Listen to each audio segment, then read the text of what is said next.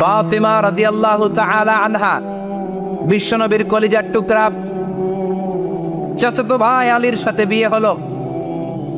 আলী যখন প্রস্তাব দিল, ফাতেমার কাছে যে বলে, ও ফাতেমা রাজি আছো কিনা? চুপচাপ, কথা কয় না। বিশ্বনবী বুঝলেন রাজি, দুইজনকে বিয়ে পড়িয়ে দিলেন। বিয়ে পড়িয়ে দুইজনকে দাঁড় করিয়ে দিয়ে বিশ্বনবী অজু করলেন। অজু করার পরে সামান্য কিছু অজুর পানি ছিল, আলীর মাথার মধ্যে ছিটিয়ে দিলেন, বরকতের পানি। সুবহানাল্লাহ কইবেন না? সুবহানাল্লাহ। অজু করে সাইয়েদনা আলীর মাথার মধ্যে ছিটিয়ে দিলেন আর দোয়া করে দিলেন, বারাকাল্লাহু লাকুমা ওয়া বারাকা আলাইকুমা ওয়া জামাআ বাইনাকুমা ফি খাইর। আল্লাহ তোমাদের দুইজনকে বরকত দিয়ে দাম্পত্য জীবন শুরু করার তৌফিক দান করুক। আবার দোয়া করলেন, আল্লাহুম্মা বারিক লাহুমা ফি বিনাইহিমা, ওদের সম্পর্কে বরকত দেন।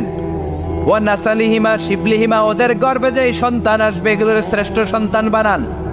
1 বছরের ব্যবধানে ঘরটাকে আলোকিত করে